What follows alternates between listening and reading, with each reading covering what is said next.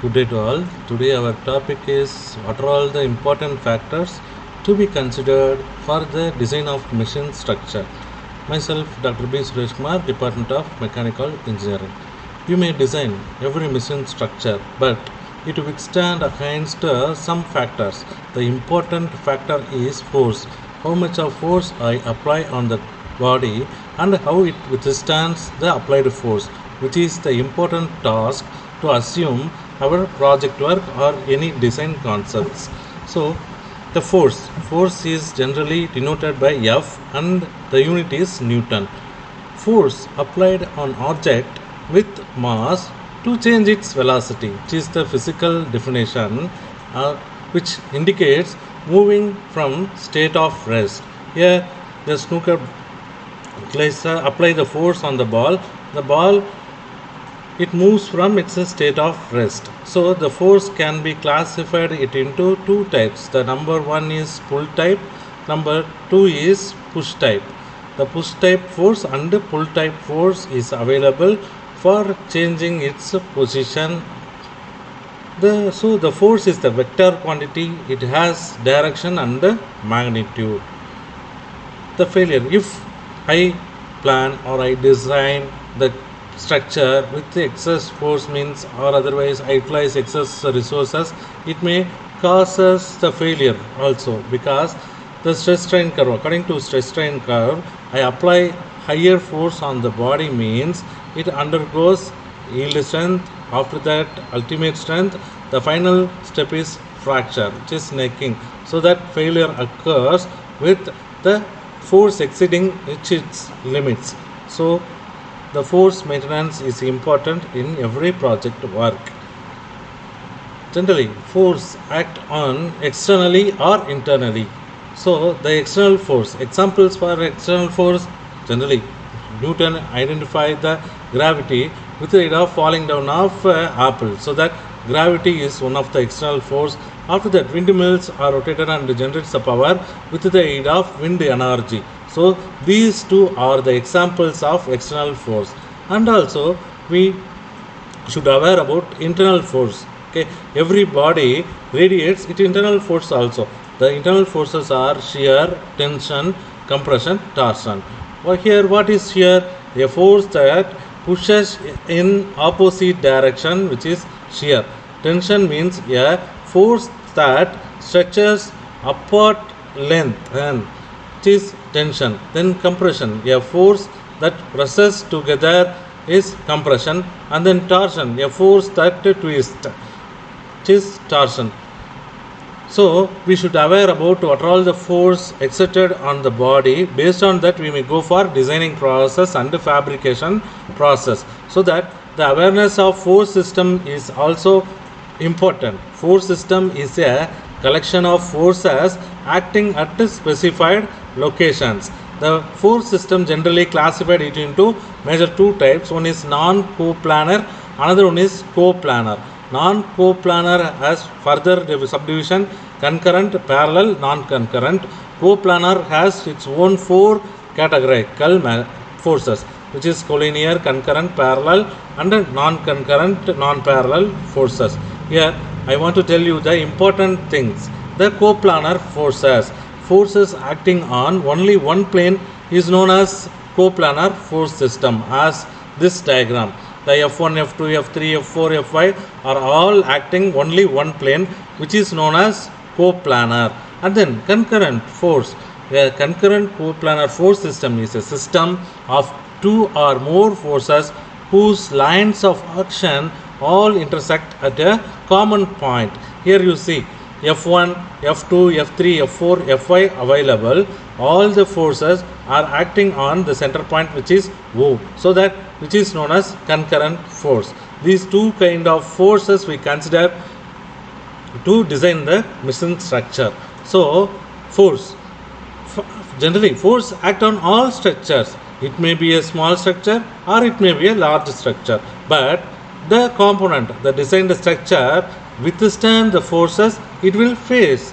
If the structure is not strong enough, it may experience structural failure, as like stress strain curve failure. Okay, and then application of force. How do we assume, how do we apply the force on the body, rigid body? It may be a elastic body, or otherwise it may be a flexible body. Whatever may be, we can apply the force with two kinds. One is point of application, another one is plane of application.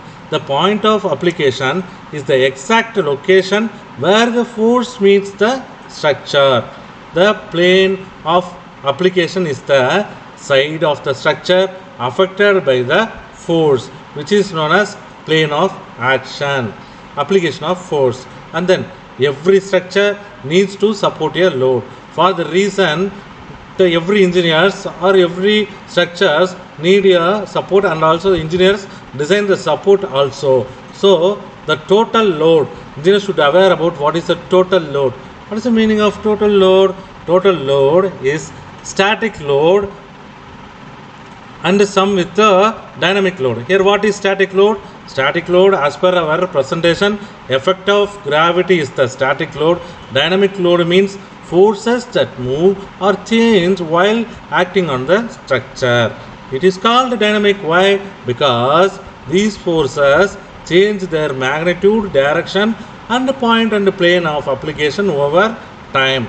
So that the two force combination is important in every design of machine structure procedure. Okay, here the lorry design is available. Initially the static force applied on the land, because of there is any movement, there is no any movement. After that the engine starts, the van starts movement from one place to another place. Here the load, van act as a dynamic load, which is the difference between static and dynamic load and force. The supports can be given to the elements with the roller, fixed, pinned and simply support mechanisms. It provides the reaction force against the applied force. So that every design we may consider these are all the aspects for making a machine structure or mechanical structure. Then for example, I consider juice bottle rack design. Okay, for understanding the concept, we consider the juice bottle rack. Think about a juice bottle shelf. It's a static load, consists of the materials that the juice bottle is made from. So gravity acts on these materials whether there are bottles in the shelf or not. All structures must be able to support their own weight because the gravity force. And then the dynamic load also here possible because the replacement of bottles and usage of bottles from shelf. So the dynamic load on the juice bottle shelf includes the weight of the bottle on the shelf. The size of this load changes with the number of bottles. So we can change the bottle place, and also we can took the bottles from the shelf for application, so that the dynamical change occurs with the shelf. I also consider this thing for shelf design. The effect of this load also depends on where they are placed on the shelf, which is also important point to design the shelf. When you design a structure, you want it to be able to support both its static and dynamic loads. Already I told you what is meant by static load on shelf and dynamic load on the shelf. Similarly, you may consider the same concept for machinery designs and mechanical structures. It may be a static platform or otherwise dynamical platform. All the things you may consider these two loads. If it is not strong enough, it may fail. If the structure is too strong, it may waste resources. So we should balance the resources with the aid of applied force, and also we can safeguard our design through this force applied and the reaction force. And how do I design the thickness of the material, length, width aspect and breadth aspect from the applied force? I can justify length of my project work, the width of my project work, or otherwise breadth of my project work. For example, if I design the sheet metal itself means the thickness of sheet and length of the sheet and height of the sheet, you may plan accordingly with the force. Thank you all.